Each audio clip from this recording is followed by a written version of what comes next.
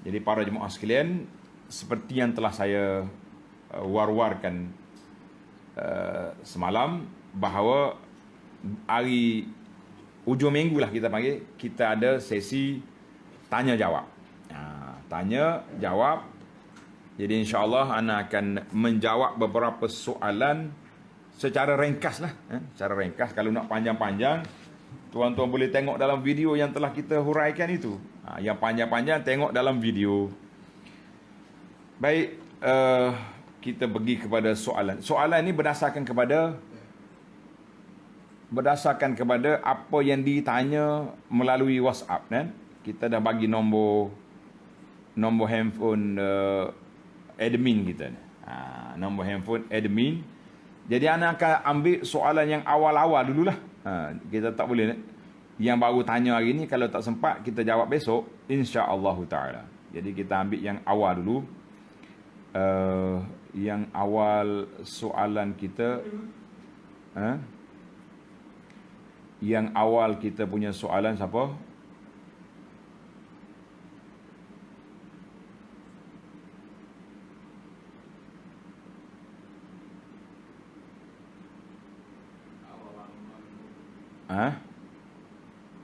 Tengok dia punya soalan. Iaitu isu daripada Akmal Hadi yang bertanya tentang solat sunat, kunut nazilah. Dalam kunut nazilah ada imam tempat saya, tersebut nama tadi. Imam tempat dia ni, dia baca biasa ya, macam kunut subuh lah. Kita kata kunut nazilah, tuan-tuan kena ingatlah, nama dia kunut nazilah. Apa makna nazilah? Nazilah ni apabila bala turun, itu makna kunut nazilah. Kunut nazilah, bila bala turun, kita kena baca doa. Sebagaimana Nabi SAW juga telah baca doa ke atas kaum yang jahat itu. Nabi sebut nama kabilah-kabilah itu. Nabi sebut nama kabilah itu. Maka adakah dia doa khusus? Jawabnya tak ada doa khusus. Secara umum gitulah, Allahumma munzilal kilab wa mujriyas sahab, itu ada. Tapi kita kena tambah lah. Kalau kita baca doa kunut subuh saja, itu jadi doa kunut subuh. Tapi bila kata nazilah, maka kita kena apa? Kena tambah. Habis kunut, fa inna taqdi, jangan diamlah, terus baca Allahumma aizal Islam wal muslimin. Contohnya sekarang ni berlaku di Gaza, Allahumma ansur ikhwanal muslimina fi Gaza, fi Palestin pun tak apa, sebab Palestin tu termasuklah Gaza semua sekali. Mudah. Tapi ni ada setengah orang ni kunut nazilah, dia baca kunut subuh, langsung tak sebut nama bala. Contohnya kita kata hari ni 6,000 lebih kita punya kes setiap hari COVID melanda negara Malaysia. Ini termasuk dalam bala. Kita pun sebutlah Allahumma rfa' al-bala wal waba. Sebut nama wabak corona ini min baladina, daripada negeri kita. Dua patah je tuan, dua kalimah je. Saya tak pandai ustaz nak sebut bahasa Arab. Suruh orang tulis, pegawai agama ke apa, pejabat, ustaz ada, ustaz tulis ustaz. Allahumma ansur ikhwanal muslimina fi Palestin, satu kalimah. Allahumma rfa'anna al-waba wal bala wa virus corona. Boleh sebut dalam salat. Itu dia panggil kunut nazilah. Anda kena ajarlah. Itu baik, itu soalan yang pertama. Yang kedua,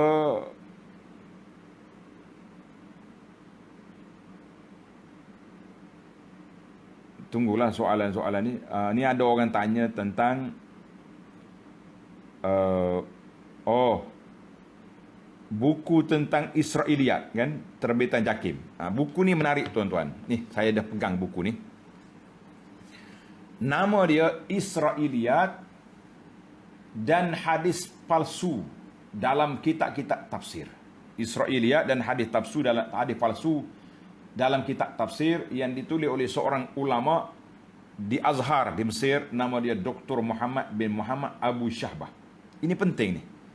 Kitab ini Arab tapi telah diterjemahkan ke dalam bahasa Malaysia dan telah diterbitkan oleh JAKIM. JAKIM terbit. Baiklah, nampak dah kitab tu kan.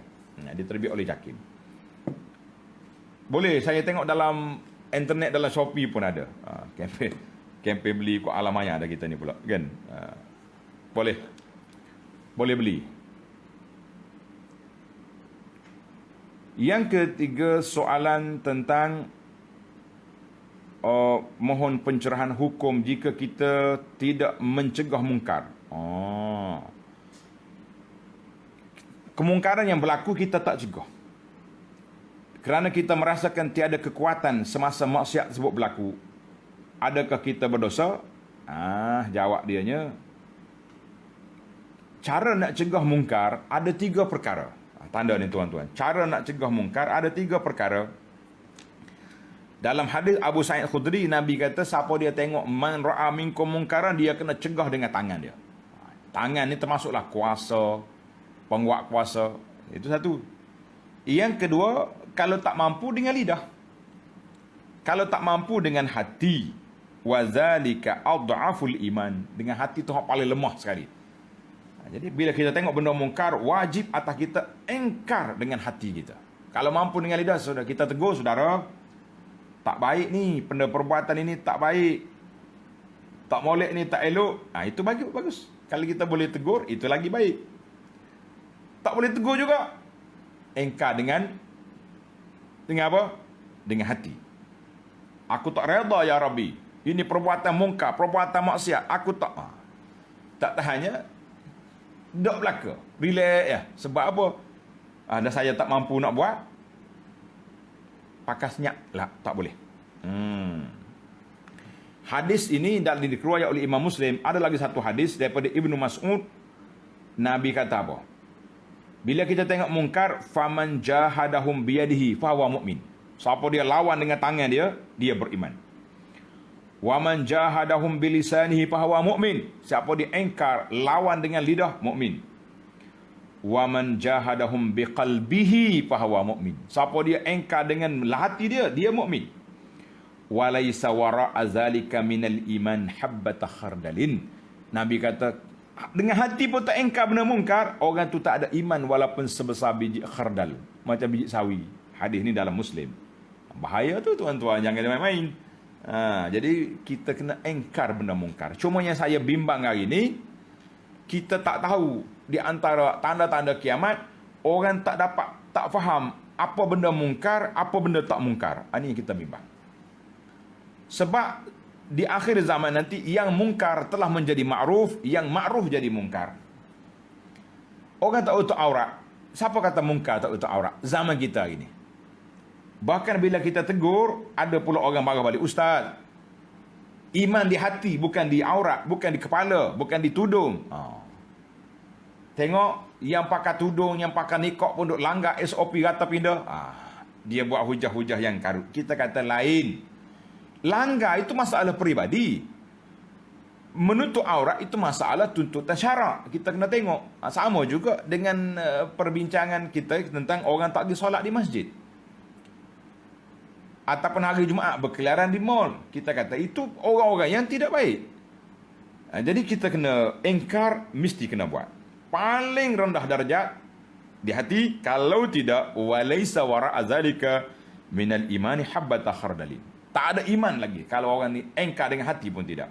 Baik, kita pergi kepada soalannya. Saya nak jawab pendek-pendek lah kan. Ni ada sahabat kita ni hantar mari gambar dia ni, apa ni,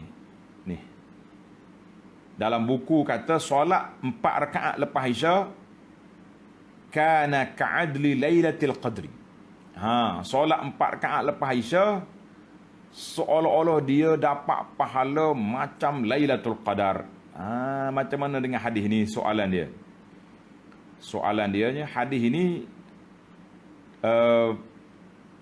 yang pertama, amalan 4 rakaat lepas Isya sabit daripada amalan Nabi sallallahu alaihi wasallam. Amalan 4 rakaat lepas Isya sabit daripada Nabi sallallahu alaihi wasallam, memang Nabi kita lakukan. Dalam projek mega mampu milik yang saya duk kempen tu, kita solat lepas Isya 2 rakaat kan. Tanda balik. Projek mega tulis. Projek mega ni 2 rakaat sebelum subuh, 4 rakaat sebelum zuhur, 2 rakaat selepas zuhur, 2 rakaat selepas maghrib, 2 rakaat selepas Isya. Itu projek mega, maknanya sunat muakkad. Tapi kalau kita buat 4 rakaat lepas zuhur, baik. 4 rakaat lepas asar juga baik. 4 rakaat lepas Isya juga baik. Dia sabit daripada amalan Nabi SAW. Nabi kita solat 4 rakaat lepas Isya. Cuma hadis yang menyebut tentang kelebihan tu, kelebihan macam Lailatul Qadar itu tidak sabit daripada Nabi SAW. Dan tapi dia ada disebut daripada athar daripada kalangan sahabat. Daripada kalangan sahabat radhiyallahu anhum, maknanya hadis mauquf kepada sahabat yang menyebut sedemikian, tapi begitulah. Yang pentingnya kita kata hadis 4 rakaat itu sahih, tapi kelebihan sampai malam Lailatul Qadar itu dipertikaikan. Wallahu alam. Tapi bagi saya, lakukan, amalkan 4 rakaat apa? 4 rakaat solat apa? Solat sunat ba'diyah Isya. Pada malam biasa atau malam lain. Alhamdulillah, ana dah keluar video pendek. Tuan-tuan boleh tengok dalam YouTube. Halaqah Abu Ana, cari tajuk dia kelebihan solat sunat 4 rakaat lepas Isya. Di situ kita detail hadis-hadis yang menyebut tentang perkara ini. Boleh tengok di situ. Kita pergi kepada soalan yang berikutnya tentang, Ustaz, tiap-tiap hari saya mengamalkan bacaan surah berikut. Surah Al-Waqi'ah lepas maghrib, surah As-Sajadah selepas Isya, surah Al-Mulk lepas Isya. Adakah masa-masa ini yang paling afdal untuk dibaca surah-surah ini? Itu soalan dia. Baik, terima kasih kepada yang bertanya. Jadi anak rasa anak tak sebutlah nama kan, lebih harmonilah.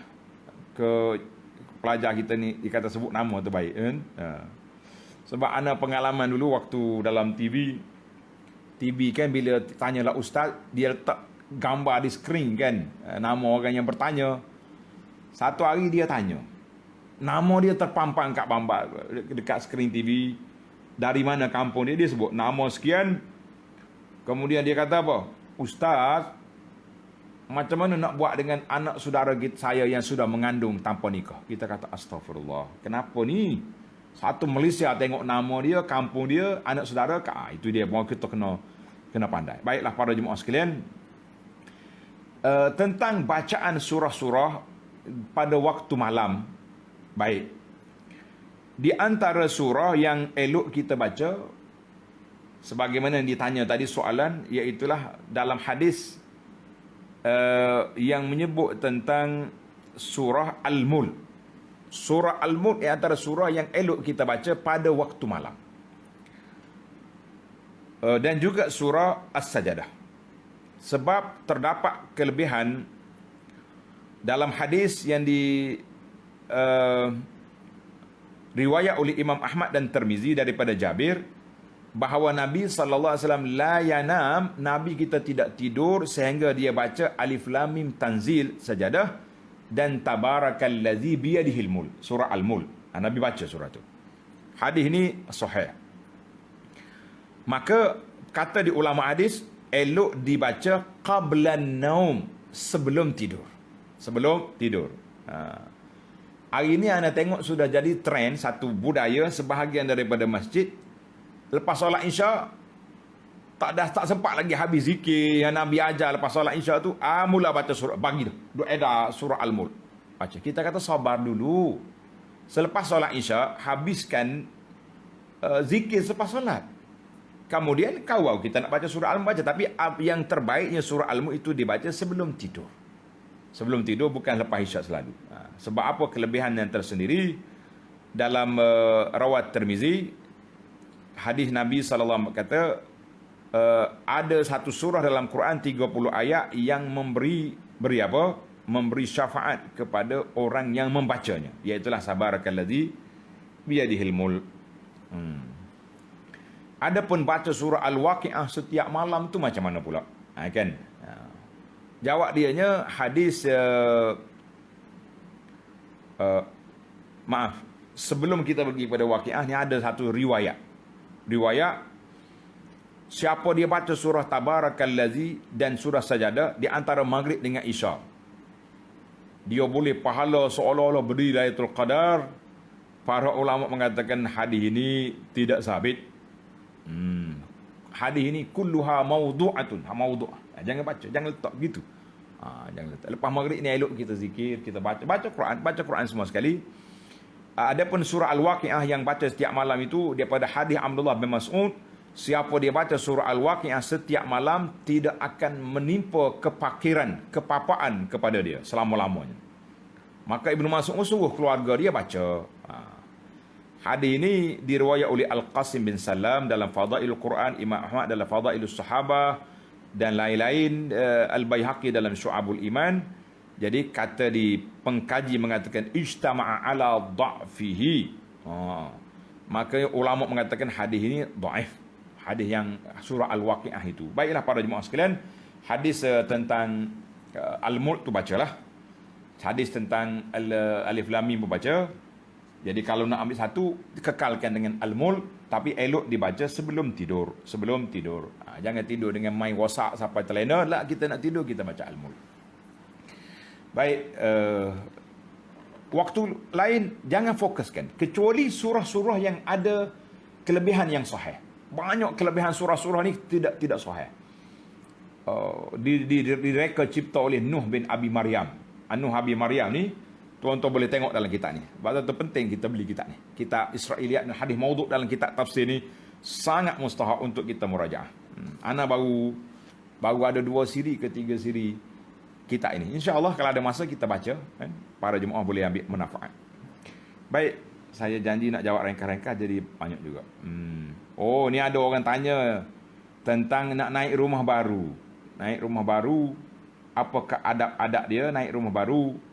Jawab dianya, yang pertama sekali kita masuk rumah kita tu dengan kita baca doa masuk rumah. Masuk dalam rumah. Kemudian ada yang mengatakan elok juga kita azan. Sebab kalau ada syaitan-syaitan yang duduk situ, ke rumah orang tak duduk lagi. Jadi azan ni ada khilaf ulama lah. Ada sebab yang kata azan bukan azan masuk waktu, azan nak halau syaitan. Dan yang baik juga kita dalam rumah ni kita baca apa dia? Kita baca surah, tapi masalah azan tu ada khilaf. Cuma saya sebut ni ada disebut dalam sebahagian kitab kan. Tapi dalil khas untuk azan rumah tu tidak ada. Elok juga kita baca surah Al-Baqarah. Surah Al-Baqarah sebab Nabi kita sebut dalam hadis, Nabi kata apa? La taj'alu buyutakum maqabir. Jangan jadikan rumah kamu tu macam kubur. Kubur ni bukan tempat orang ngaji Quran situ. Kubur ni tempat orang kita tengok ingat kau orang mati. Dan bacalah surah Al-Baqarah, fa inna syaitan yanfiru. Syaitan akan lari daripada rumah yang dibaca surah Al-Baqarah. Jadi elok kita masuk rumah baru kita ni, kita baca mengaji. Baca daripada awal Quran. Bermula daripada Bismillahirrahmanirrahim, Al-Fatihah, lepas tu baca Al-Baqarah. Jangan habis Baqarah pakai berhenti sekat tu. La, khatamkan Quran tu. Dalam rumah baru ni baru menarik kan. Jadi kita ambil surah Al-Baqarah, apa lagi yang kita baca doa masuk rumah, tunaikan solat, kan ada solat keluar rumah, masuk rumah, kita solat sunat, dan baca zikir-zikir ketika buka pintu, tutup pintu. Maknanya dalam rumah kita ni biarlah rumah yang harmoni. Rumah apa? Rumah harmoni, rumah yang penuh dengan apa? Yang penuh dengan rahmat Allah Azza wa Jalla, yang penuh dengan rahmat Allah Azza wa Jalla. Itu di antara adab-adab yang kita kena ada. Kemudian boleh tak kita buat kenduri? Tak, kenduri kesyukuran. Naam, tidak jadi masalah untuk kita buat kenduri kesyukuran nak masuk rumah baru. Boleh kita buat. Tapi jangan niat kenduri nak halau jin, halau hantu, tak ada lah. Supaya jiran-jiran mari kenal rumah kita, keluarga-keluarga kita. Kalau tidak musim PKP ni kan, kita boleh panggil mereka datang untuk apa ni, nak tengok, mengenali tempat. Itu menarik untuk nak kenal tempat di mana rumah kita, di mana tempat kita, Itu di antara yang baik. Baik, kita akan jawab soalan di sini dalam WhatsApp ni Ni nampak ada holo kat bawah ni payah. Payah nak ambil soalan di mana? Di Facebook ni sukar. Hantar WhatsApp lagi. Cuma satu peringatan. Ada peringatan baru. Ada setengah orang ni buat majlis kesyukuran naik rumah baru. Tapi yang saya pergi rumah dia, tak naik pun rumah baru. Duduk dalam kemah buruk. Lah, apa nak kemah buruk? Kemah yang dia sewa daripada catering itu. Kan? Kemah-kemah lama rumah dia. Lah, kita biarlah sahabat-sahabat kita, ustaz-ustaz yang kita panggil, guru-guru kita, marilah ustaz masuk dalam rumah. Ustaz nak masuk rumah pun dia baca doa. Mudah-mudahan ada keberkatannya, insya-Allah, kan. Doakan. Tak payahlah kita suruh dia doa, dia sendiri pun berdoa. Dia kan dia ustaz, dia pandai. Baik, apa lagi soalan yang ada di sini? Saya tengok, jawab ringkas-ringkas lah. Kalau tak jawab hari ni, jawab esok. Saya ingin bertanya tentang bilangan baca Bismillahirrahmanirrahim sebelum tidur 21 kali. Ada juga 41 kali. Ada fadilat-fadilatnya. Soalan, jika baca 100 kali atau lebih boleh ke tidak? Jawabnya begini. Bacaan sebelum tidur 21 kali, 41 kali itu tidak terdapat dalam sunnah Nabi sallallahu alaihi wasallam. Tanda jawapannya. Tidak terdapat dalam sunnah Nabi sallallahu alaihi wasallam. Habis, saya nak baca apa ustaz? Oh, ustaz ni orang nak baca ni tak bagi. La, alhamdulillah. Ni dalam kitab kita ni. Perisai Muslim. Kitabnya kecil, tapi memang dia bersifat perisai sebab dalam ni ada baca-bacaan dari Nabi sallallahu alaihi wasallam. Nabi kita sudah ajar nak tidur, ini cara dia. Ambil wudu, baca 3 qul, kemudian kita tiup tubuh kita semua, kita baca ayatul kursi, kita baca subhanallah, alhamdulillah, Allah akbar 33 kali, Allah akbar 34 kali. Tidur sambil mengiring sebelah kanan, tidur berwudu. Itu yang diajar oleh Nabi sallallahu alaihi wasallam. Kita baca yang tu. Yang lain-lain ini tidak warid daripada sunnah. Kita kata kita banyak dah. Sunnah Nabi kaya dengan amalan. Sunnah Nabi kaya dengan zikir dan bacaan. Kenapa kita nak pergi ambil yang lain ni? Perisai Muslim, tuan-tuan dan puan-puan, ana ada sahabat saya telah buat ni dalam aplikasi handphone ni ada perisai Muslim. Buka dalam, tengok dalam apa dia panggil Play Store apa. Cari perisai, akan keluar gambar perisai Muslim. Mana dia punya ikon dia? Ni. Akan keluar, dia tulis perisai Muslim. Bila keluar perisai Muslim macam ni, tuan-tuan boleh masuk dalam handphone. Setiap bacaan boleh cari. Kita buka ni, dia tulis perisai Muslim. Dia ada dia punya apa ni, isi kandungan. Contoh, nak tidur, tulis ya. Tidur, akan keluar doa tidur. Keluar lalu. Berapa bacaan yang ada, apa sunnah yang ada, sangat mudah, sangat simple dan sangat bermanfaat sebab kita beramal dengan sunnah Nabi sallallahu alaihi wasallam. Saya sudah beberapa kali bagi tahu dah, beramal dengan sunnah apa dia? Hati tenang, pahalanya confirm insya-Allah. Ada orang tanya, macam mana boleh confirm? Nabi yang bagi pahala, Nabi yang bagi confirm, bukan saya. Saya tolong sampaikan. Baik, timbul lagi soalan, apa hukum jika seorang itu membuat booking tempat di masjid, surau untuk kawan dia datang lambat? La, tidak boleh. Dalam masjid ini, dalam masjid, siapa dia pergi awal, itulah tempat dia. Jangan kita kawan lambat, kita ambil sejadah letak sini. Kecuali dia itu petugas masjid, imam ke, Bilal ke. Kan Bilal ni ada tempat solat, tempat dia duduk dalam bilik Bilal. Takkanlah Bilal keluar daripada bilik, tak ada tempat. No, Bilal hujung. Lah, itu boleh kita letak sejadah untuk dia. Tapi orang lain, pakcik lain apa-apa, jangan letak. Booking tempat tidak boleh. Sebab apa booking tempat tidak boleh? Sebab setiap orang yang datang menjadi hak dia.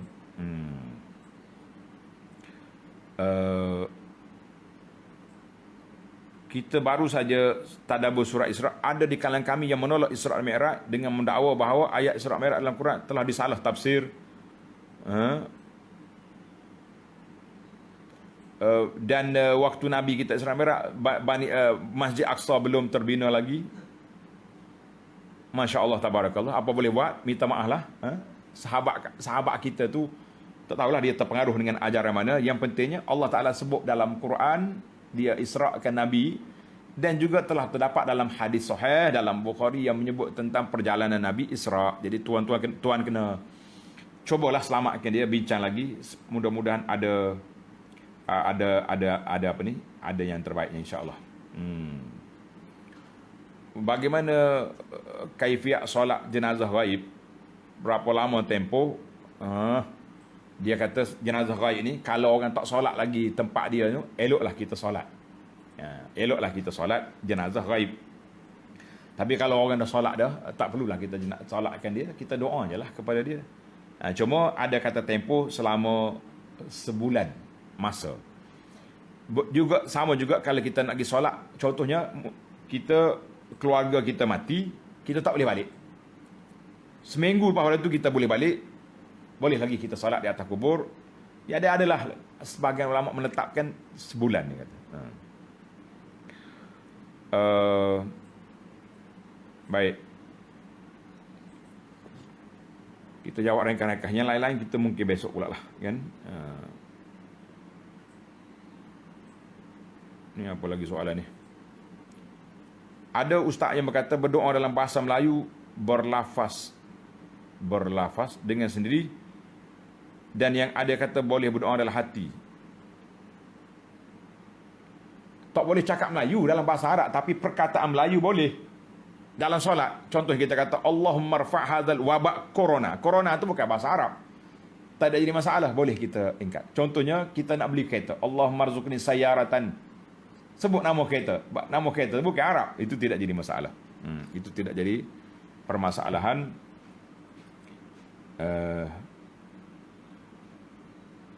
Baiklah para jemaah sekalian, soalan-soalan yang awal-awal telah dijawab.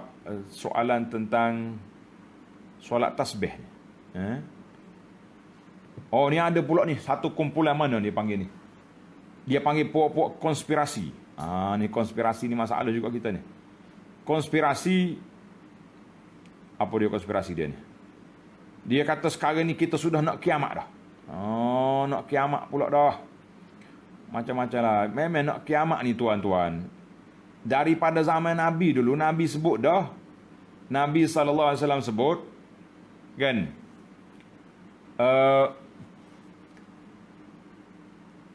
Dibangkitkan aku dengan kiamat begini. Dekat dah. Sekarang ni orang duduk teori ni. Tahun 2021 ni, kedai-kedai akan tutup, kilang akan tutup. Mari kita duduk dalam bukit, kita pakat nanak, kita kata tak usah duduk cari pasal lah. Duduklah di kampung. Alhamdulillah, sekarang ni sudah ada di kampung kita ada kelas pengajian, kita ada itu ada ni. Jadi jangan duduk lari-lari. Teori-teori ni banyak sangat teori, tak banyak teori. Kalau betul-betul takut kiamat berlaku, banyakkan ibadat kepada Allah Taala, tinggalkan maksiat, tinggalkan mungkar. Itu yang sepatutnya, sepatutnya. Baik, adakah sembahyang sunat qabliyah sebelum khutbah Jumaat, iaitu sunat qabliyah Jumaat? Di sini ada perbincangan para ulama Islam. Ada yang mengatakan tidak ada qabliyah Jumaat, sebab zaman Nabi sekali je azan. Jadi bila masuk waktu Nabi naik mimbar, mana ada orang nak solat lagi. Tapi oleh kerana zaman kita ni ada 2 kali azan. Azan yang pertama, kemudian nak tunggu khatib naik mimbar, ada masa lagi untuk solat. Kerana itu dah dalam fiqh kita mazhab Syafi'i, dia kata al-jumu'atu kaz-zuhri. Solat Jumaat itu macam zuhur amalan dia. Jadi ada kita boleh solat qabliyah. Jadi khilaf di situ. Ada orang solat, ada orang tak solat. Jadi kalau kita kata tak solat, kita nak solat sebab ada masa solat. Kalau kata saya tak nak bangun dah, saya masuk tadi tahiyatul masjid dah, duduk. Solat witir 3 rakaat, boleh tak baca tahiyat awal? La. Solat witir ni ada 2 cara. Cara yang pertama, apa dia? Kita solat apa? Solat 2 tahiyat awal, tahiyat, salam, bangun satu lagi. Itu boleh. Ataupun kita kembar terus 3. Rakaat yang pertama, rakaat yang kedua, rakaat yang ketiga. Maka jangan duduk tahiyat awal. Kalau duduk tahiyat awal macam maghrib, lah. Oh, malam ni saya aktif lah Ustaz. Saya nak solat 5 rakaat witir. Boleh? 1, 2, 3, 4, 5 baru duduk tahiyat bagi salam. Boleh. Tapi dia tak ada macam tadi. Kalau nak pisah, buat 2 rakaat, 2 rakaat, 2 rakaat. Yang terakhir baru 1 rakaat witir. Itu boleh. Baik, timbul soalan solat Zuhur hari Jumaat musim PKP. Bagi orang lelaki yang taklah pergi solat Jumaat, tak masuk kota contohnya. Ataupun wanita yang memang tak pergi solat Jumaat. Adakah harus tunggu siap orang solat Jumaat dulu baru boleh mulakan solat di rumah? Jawabnya tak perlu tunggu. Tidak perlu tunggu. Ni jemaah solat di surau atau dengan keluarga di rumah, jawab dianya boleh solat terus. Dia gini kaedah. Ni dalam kitab Imam Nawawi pada sebut, sekiranya tanda tuan-tuan, sekiranya seorang itu keuzuran untuk solat Jumaat, dia uzur. Keuzuran kita ni memanglah bila tak dapat kota, tak dapatlah pergi. Kalau kita pergi pun tak boleh. Sebab penjaga-penjaga pintu tak akan bagi kita masuk. Maka setelah kita confirm kita tak dapat pergi, masuk je waktu zuhur, boleh kita solat. Tadi dalam kitab yang kata kena tunggu tu kenapa? Ini menarik juga ni. Dalam kitab kata kita kena tunggu sampai imam sudah di masjid. Itu kenapa? Jawabnya itu orang yang masih lagi mengharapkan dia dapat solat Jumaat. Contohnya orang ni pening kepala. Pakcik ni pening, tak boleh lagi solat Jumaat. Orang azan Jumaat yang pertama, masuk waktu zuhur, jangan solat. Ambil Panadol, telan dulu. Rehat sekejap. Kita tunggu lagi. Imam dah khatib naik mimbar, tengok lagi. Khutbah yang kedua, alhamdulillah. Dia terlena 10 minit tadi, segar. Naik motosikal, naik kereta, pergi masjid.